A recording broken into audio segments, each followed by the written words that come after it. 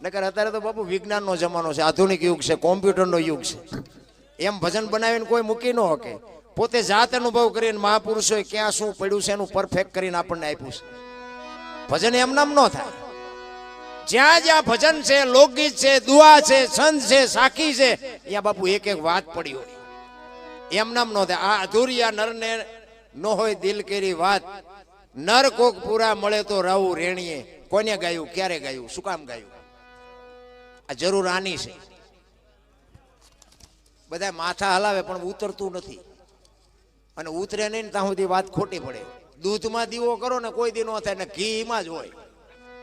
એનું મંથન કરો ને તો ઘી નીકળે ને પછી દીવો થાય. એમ નામ ન થાય. અમે હમણાં કીધું એમાં પૈસા વાળા અમને સાંભળવા રાજી જ નથી. બોલો, જાજુ ભણી ગયા છે ને એ તો અમારું લોહી પીવે છે. એ કે તમે ઉજાગરા કરી કરીને મરી જવાના. તમે કીધું તમે જીવવાના છો, તમે નહીં મરો. અમે મરશું ને તો આ 5 જણા યાદ કરશે, બોલ્યો ગાતો સારું ગાતો, મરી ગયો બિચારો, એટલું એ કહેશે ને. બાકી તો વધારે ભણી ગયા છે ને એ તો ઉભા વાહડા જેવા રખડે 40 વર્ષના, કોઈ દીકરીએ દેતું નથી. અને પૈસા છે ને ભેગા રોગ આવે. પૈસા એટલે રોગ આવે. તમારી પાસે પૈસા ન હોય ને તો તમને રોગ ન થાય. વધારે પડતા પૈસા છે ને ઈવડે 8 દી બીપી મપાવે. અને ડોક્ટર એક જ વાત કરે, દાળ ભાત સિવાય કાંઈ ખાધું જ મર્યો. લ્યો શું કરવું? અને આ ઝૂંપડામાં રે લ્યો, ગટરોમાં જ પાણી પીવે, આખા દુનિયામાંથી રોટલા માગીને ખાય, આઠાને ટીકડી નથી જોતી. ને બધા ઘણા નથી કહેતા ઈ કે આ બધું દવા વાળું થઈ ગયું ને એટલે રોગ આવે. ત્યાં ઝૂંપડામાં રે એવડે એમની દુકાનો નોખી છે, આપણે લેવી છે અહીંયાથી જ નથી લેતા. તમે દવા વાળા થઈ ગયા છો, ઈવડે એ સાચા છે. પ્રકૃતિની હારે જીવવાની વાત છે. મહાપુરુષો કહે છે 5 તત્વનો દેહ છે ને, એમ તમારું આ શરીર છે ને, એને શિયાળામાં થોડીક ઠંડી ખવડાવવી પડે, વરસાદમાં થોડુંક પલાળવું પડે, ઉનાળામાં થોડુંક તપાડવું પડે, તો જ બાપુ શરીરનું લેવલ રહે. આ તો ગાડીઓ એસી, બંગલા એસી, ઓફિસ એસી, તમને કહું કઈ અડવા જ નથી દેતા. અને આમ તમે જોવો ને તો અમુક ઓલા એસીમાં બહુ રહેતા હોય ને પછી રોડમાં જતા હોય ને પછી એમાં ગાડી બગડે ને, ખરો તડકો હોય ને પછી ગાડી બે જેવું ન હોય, બહાર નીકળે ને બાફેલા બટાટા જેવા હોય. આપણે એમ થાય હમણાં મરી જવાના આવડે. પ્રકૃતિ હારે જીવો, મહાપુરુષો કહે છે. આપણી આ દેહ છે ને આમાં બાપુ એક ભાગ ધરતીનો છે, એવું મહાપુરુષો કહે છે. અત્યારે બધા એમ કે ફિલ્ટરનું પીવો ને ફ્રીજનું પીવો ને કૂંસડાનું પીવો. આપણા ગઢા ભેંસું ભેગા પીતા તલાવડામાં, કોઈ દી કઈ ન થયું. આઈન પર ડૂબા પીતા હોય ને આઈન પર માણા પીતા હોય, લોકો કઈ થયું? આ વિજ્ઞાન કે આમ જ પીવો ને પછી મરો. નથી લાગતું ભણતર આવ્યા પછી બધા રોગ આવ્યા એવું નથી લાગતું? આપણા ગઢા આવળ બાવળના દાંતણ કરતા હતા. જો આ બધું કોઠા હુજની વાત છે. અત્યારે કે કોલગેટ વાપરો, સિબાકા વાપરો થઈ જાય ગબિયું જેવા મોઢા. અરે સંસ્કૃતિને બાપુ પતાવી દીધી, પતાવી. અમુક ગઢાની વાતો છે ને, સમજે અમારા મોટા બાપુ હતા ને, ઈ આપણે કે ને બધા ઈ કે નાચ છે ગંગા છે, નાચે તરવું, નાચે મરવું ને એવું બધા કે ને. અમારા મોટા બાપુ કહેતા ઈ કે નાચ ગંગા હાચી, પણ ઈ કે ગંગામાં નવાય હાકળ ચાલી, નકર કે ગંગા પસાડીને મારે ને એવી કોઈ ન મારે. બહુ વિચારવા જેવી આ વિજ્ઞાન કોઈ સમજાવે? ઈ કે ગંગા હાચી વાત બધી બરોબર, પણ એમાં ધૂમકા ન મારે, નકર જે ગંગા મારે ને નાચ મારે એવી કોઈ ન મારે. આ ગઢાની કોટ ગઢા પાસે બાપુ હોય તો બેજો, અડધી કલાક બેજો બાપુ, તમને જીવનમાં કોક દીક ઉપયોગ આવશે ગઢાની વાત. બહુ બાપુ ગઢાનું જે નોલેજ હતું, આ તો કોઈ સાંભળવા રાજી નથી. આજના ભણેલ છોકરા તમને ન ખબર પડે, તમને ન ખબર, એમ જ કરતા હોય. બોલો, એટલે આ નહોતી ખબર એટલે 100 વીઘા રાખી હતી, તું 10 વીઘાના ઉલાળિયા મીડિયો કરવા નથી ખબર.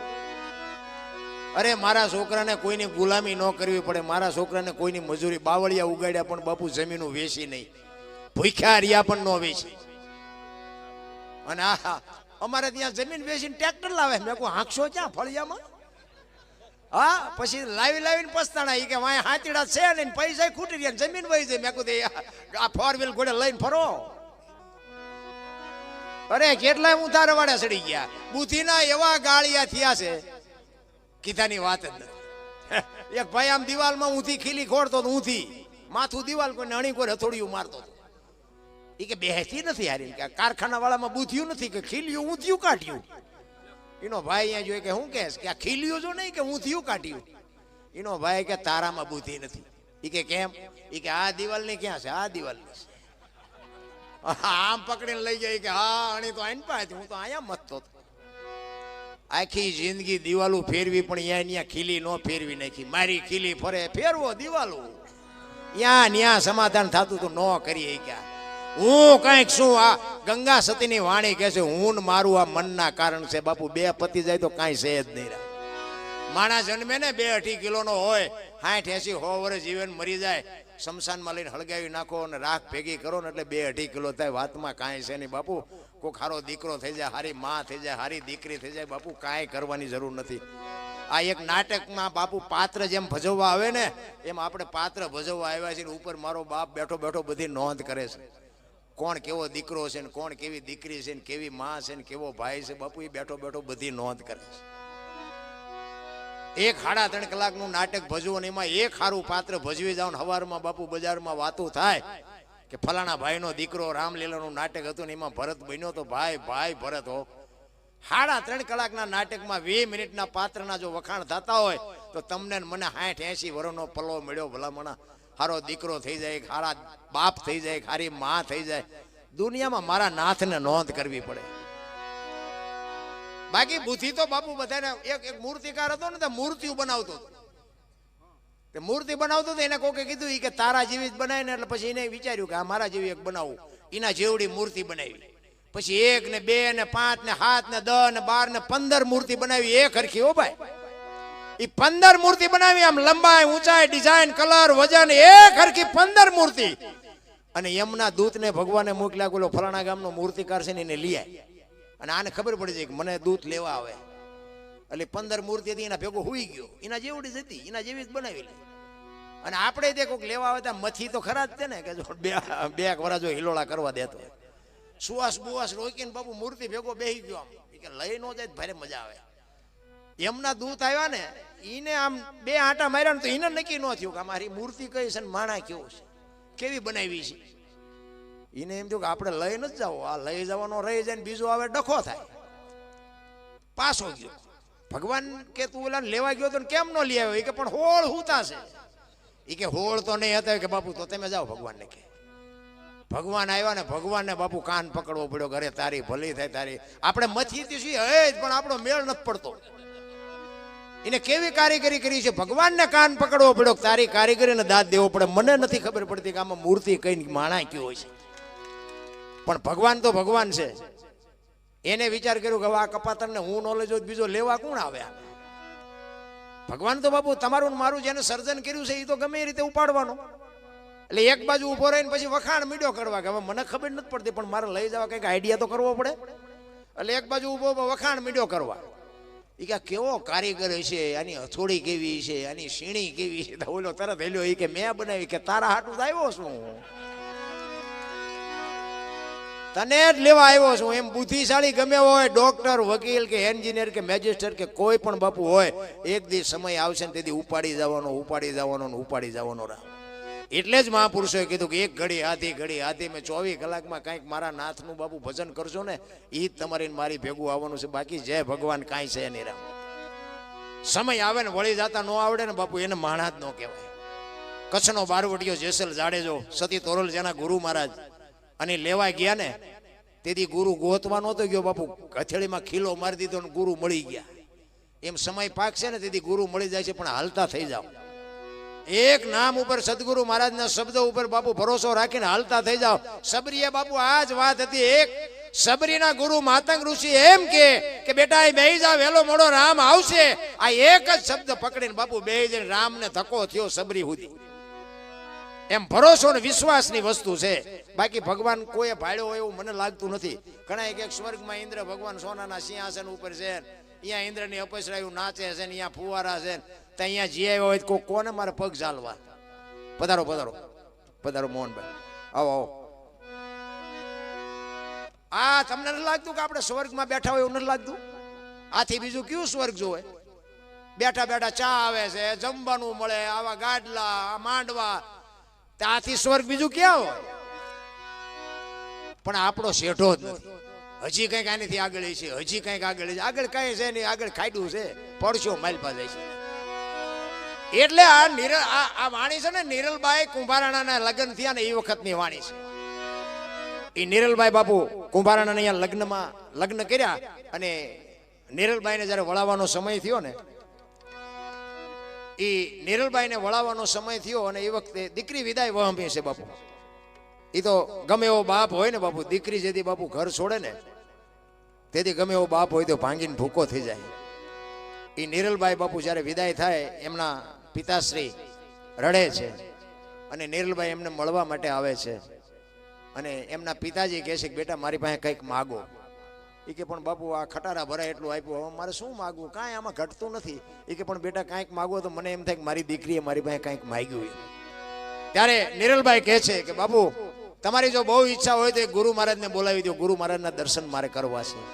દાદા ઉગમસિંહ બાપુ એને બોલાવ્યા અને ગુરુ મહારાજને વંદન કરી અને નિરલબાઈ કહે છે કે બાપુ કોઈની દીકરી ઘરે રહી નથી અને મારે ઘરે રહેવું એવો કોઈ દાવો નથી, પણ મેં તમને એટલા માટે બોલાવ્યા છે કે હું મારા સાસરિયામાં જાઉં, ત્યાં મારા જે સભ્યો હોય એને ભજન ગમતું હોય તો વાંધો નહીં, ભજન નહીં ગમતું હોય તો હું જીવી નહીં શકું.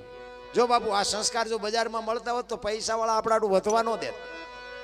એ માના કોઠામાંથી મળે. એટલા માટે બહેનોને ખાસ હું એટલા માટે કહું છું, તમે ધારો એવા દીકરા દીકરીઓ, તમે આજની તારીખમાં ગોપીચંદ ને ભરતરી જેવા દીકરાય થાય અને ગંગા સતી પાનબાઈ જેવી દીકરીઓ થાય, પણ એ બાપુ માને ખુમારી હોવી જોઈએ.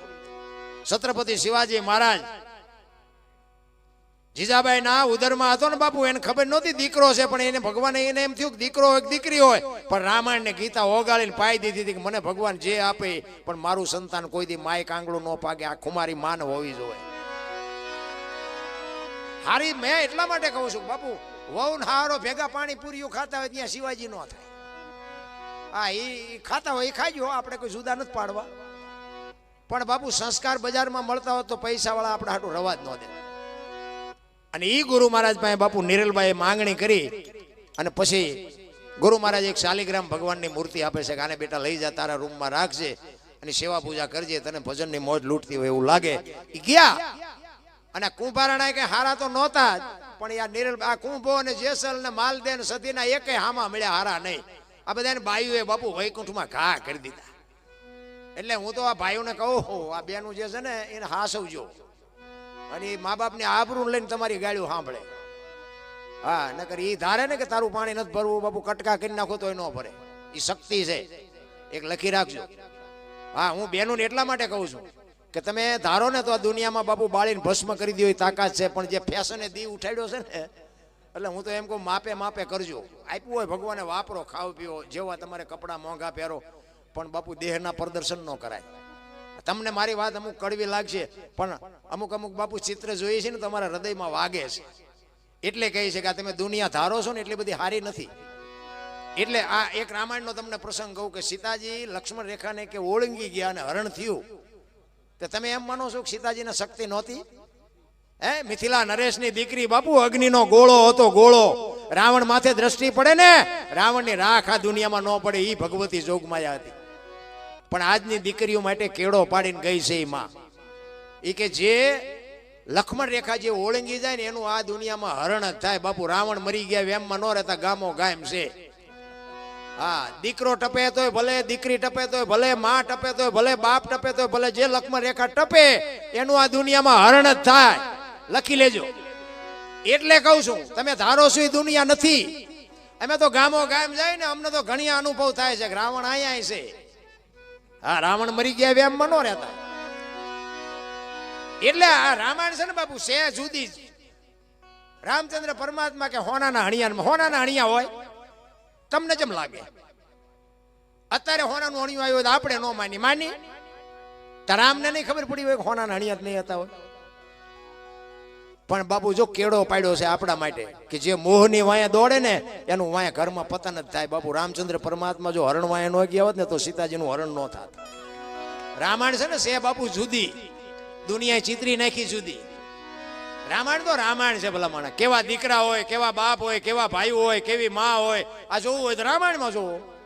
આ રડેલું ન ખાવું હોય મહાભારતમાં જોવો. લ્યો મહાભારતમાં શું એમાં કઈ વધ્યું નહીં, આમાં કઈ ઘટ્યું નહીં. લ્યો આ બે આપણી સામે પડ્યા છે. પણ એક જ વાત તમને કહું કે રામચંદ્ર પરમાત્મા જેથી વનમાં ગયા ને તેથી લક્ષ્મણને ભલામણ કરે છે કે લક્ષ્મણ રાજનું ધ્યાન રાખજે, બાપનું ધ્યાન રાખજે. લક્ષ્મણ મોટા ભાઈને કહે છે કે મોટા ભાઈ તમે મારા બાપ છો ને સીતા મારી માં છે. મારા મા બાપ વનમાં જતો હોય તો અયોધ્યાનું રાજ જેને જોઈને મુબારક. નોખી નોખી માયુના છોકરા હતા. વિચાર કરજો, અયોધ્યાની ગાદી બાકસના ખોખા ઘોડે રખડતી હતી, કોઈ ધણી નહોતો. ને કે અયોધ્યાની ગાદી એટલે દશરથ તારો દરબાર, ઇન્દ્ર જેની આશા કરે તેથી ભાઈઓ વિનાનું બેકાર કડવું લાગે કાગડા. બાપુ જેથી વિખવાદ થાય ને તેથી આ દુનિયામાં કાંઈ નો રેરા. અને આ મહાભારતમાં કે કોઈને કઈ દેવું નથી તોય ન વૈથ્યું, મરી ગયા એટલા મર્યા તોય ન વૈથ્યું. તો નથી લાગતું કે આપણે જેટલું નથી, આપણે એક વ્યાજ જમીન હાટું હગો ભાઈ હગા ભાઈ મારી નાખે. આપણે જોઈએ અત્યારે તો હારું આપણને એમ થાય કે રામાયણ ક્યાં જાય. પછી એક જાય ઉપર, એક જાય જેલમાં. જમીન તો અહીંયા પડી હોય. પછી ઓલો જેલમાં જોઈને ખબર કાઢવા જાવ એટલે શું કે ઓલું 50 વીઘા જોઈ જાય ભલે જાય પણ મને બારો કઢાવતા વ્યાજ જવા દીધી હોત તો તારે મોડું થઈ ગયું હોય. એટલે સમયની વાત છે. મારો કહેવાનો મિનિંગ જેને આપ્યું છે ને એની પાસે કાંઈ ઘટ્યું નથી, અને જેને કોકનું ઉસકાવી લીધું ને એની પાસે કાંઈ વધ્યું નથી. કાંઈ છે જ નહીં. હળવા ફૂલ થઈ જાવ, કોઈની માથે વજન છે એની લઈને ફરે બધા. ઈ નિરલબાઈએ કુંભારાણાને બાપુ ભજનના માર્ગે ચડાવ્યા. અને કુંભારાણા એક વખત બહારગામ જાય છે. નાના ભાઈ બાલસિંહ નિરલબાઈના દેર ને કુંભારાણાનો નાનો ભાઈ એને કહે છે કે રાજનું ધ્યાન રાખજે, હું કાલ આવતો રહીશ. અને હાંજ પડી નિરલબાઈના ઓરડેથી ભજન મીંડ્યા સાંભળાવા. બાલસિંહ કે હારું ભજન નું કીધું નથી ને રાજમાં હું દેખારા. કારણ કે આ તો હું દરબારમાં ભજન કહું ને દરબાર ભજન ગાય. દરબારને ભજન લેવા દેવા જ ન હોય કઈ. મને ઘણા એમ કે તમારો દી નથી ઉઠ્યો, મારો ઉઠ્યો છે કે તમારો ઉઠ્યો એ છેલ્લે ખબર. હવે મને માર્ગે રહેવા દો તો સારી વાત છે. હું મને અને તેથી કોઈ હામા નહોતું મળતા, અત્યારે મોઢામાં લાકડા ભરાવાય. હવે આપણને એમ થાય કે આ કરવું કે કરવું. ને હું તો ઘણા એમ કહું કે તમે થોડાક મોડા ભેગા થયા ને કે આનું ટ્યુશન તો અમારે અહીંયા બાંધવું પડે તમારે. માર્ગે સડ્યા છે રહેવા દો તો સારી વાત છે. નથી આ દુનિયા. જેસલ જાડેજો બજારમાં નીકળે ને તો બારીઓ બારણા બંધ થઈ જતા અને તોરલ મળ્યા ને પછી બાપુ એ તોરલે કીધું કે મારા કપડા નદીએ ધોઈ આવું. પછી જે દુનિયાએ વિતાડી છે ને જાડેજા માથે એ જાડેજાનો આત્મો જાણે છે. અત્યારે અમારી એ દશા છે પણ હવે કાંઈ કરીએ કે એમ નથી. હવે હાથ જોડવા પડે છે કે હા તમારી વાત સાચી. આ દુનિયા છે. હાથીની અંબાડીએ ચડાવીને ગધાડે બેહારે એ દુનિયા છે. બાલસિંહ કે આ ભજન નું કીધું નથી ને ભજન કોણ ગાય છે? એ નિરલબાઈ ના ઓરડે જાય તો બંધ થઈ જાય, આખો જાય તો સંભળાય. 2-3 આટા માર્યા. નિરલબાઈ બહાર આવ્યા. એ કે બાલસિંહ શું આટા મારો? એ કે હમણાં મને ભજન જેવું કઈ સંભળાતું. તો કે ભજન તો આ ચાલુ છે.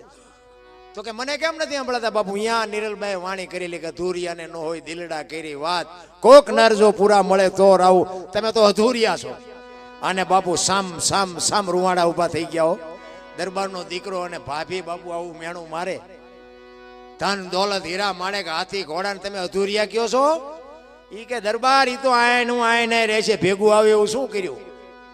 અને બાપુ હબાકો આવ્યો હોય કે હારું ભેગું આવે એવું કાંઈ નથી કર્યું. તો માર્ગે સડો ને મરી જશો.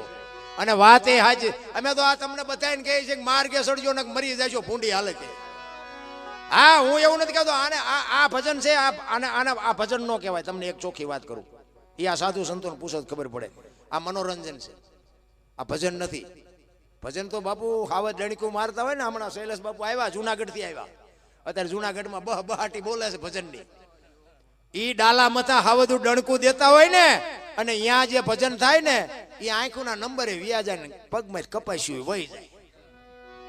ઈ ભજન રાતના 12-1 વાગ્યા પછીનો સમય હોય, આખી દુનિયા હોઈ જાય ને પછી જે બાપુ ભજનનો તાર હંધાય ને ઈ ભજન. આ તો મનોરંજન. ઠીક છે, આ ખોટું છે એવી મારી વાત નથી. આના સથવારે બાપુ કોક માર્ગે ચડે, બાકી આને ભજન ન કહેવાય. એટલે જ બાપુ ગંગા સતીએ કીધું 21,600 શ્વાસા આપણા હાલે છે. હિસાબ માર્યો, એક આંકડા કાઢજો. 1 મિનિટના 15, 1 કલાકના 900, 12 કલાકના 10,800, 24 કલાકના 21,600 થાય. જેને ગણવા એને ગણી જોજો. આ ગંગા સતીનો પરફેક્ટ હિસાબ. બોલે બીજો નહીં, પરમેશ્વર છે પોતે, અકલ મઠા ઓળા મથે બહાર જઈને ગોતે. આ સ્વર છે ને એ જ ઈશ્વર છે.